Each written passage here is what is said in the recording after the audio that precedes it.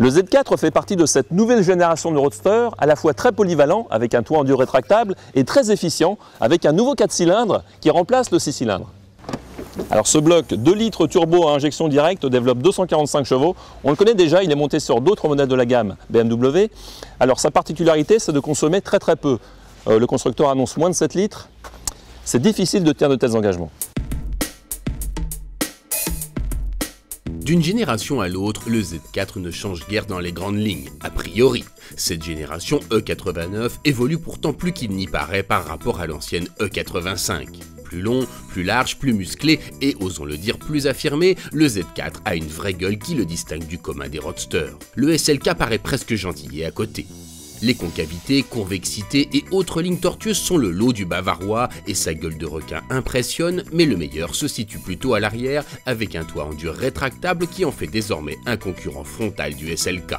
Chez Mercedes, on peut se targuer de l'antériorité de la proposition, mais chez BMW, on admirera la parfaite cinématique et l'effort certain pour insonoriser et calfeutrer l'habitacle lorsque le toit est au-dessus des têtes. L'habitacle, pour sa part, évolue dans le sens de la qualité. C'était une nécessité. Bien fini et bien agencé, avec une console centrale légèrement tournée vers le conducteur, il regorge d'équipements technologiques, parfois en option, avec pêle-mêle un écran couleur ultra large permettant notamment une navigation GPS facilitée, ce même écran jouant le rôle d'interface pour la plupart des fonctions.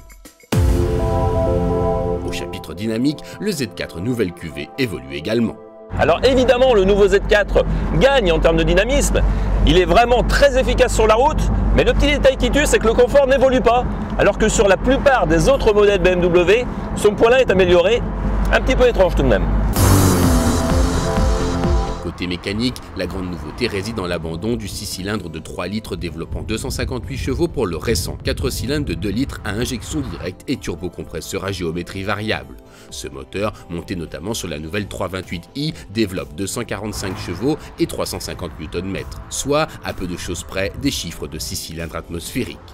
Ce 1997 cm3 est ici accouplé à la boîte automatique ZF à 8 rapports qui, contre toute attente, n'augmente pas la consommation d'un seul décilitre en moyenne par rapport à la boîte mécanique conventionnelle par ailleurs proposée. La consommation moyenne mixte annoncée impressionne, seulement 6,8 litres contre 8,2 litres auparavant sur le 6. Et, côté performance pure, le 0 à 100 km/h revendiqué en seulement 5,7 secondes surpasse l'ancien 6 cylindres. Si l'on se place sur le terrain de l'économie à la pompe, des performances et de l'efficience mécanique en général, disons que le Z4 S-Drive 28i s'en sort avec brio et surpasse son prédécesseur doté de 2 cylindres supplémentaires.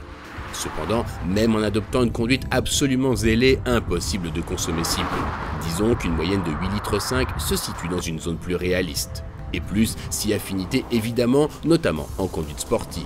C'est justement dans ce cas de figure que la mécanique avoue sa différence de philosophie avec l'ancien 6 cylindres atmosphérique, plus onctueux et décidé à grimper dans les tours sans s'essouffler. Ici, les montées en régime ne servent pas à grand chose finalement puisque ce 4 pattes est gaulé comme un diesel. Comprenez par là que les 350 Nm disponibles dès 1250 tours rendent inutile toute montée en régime intempestive.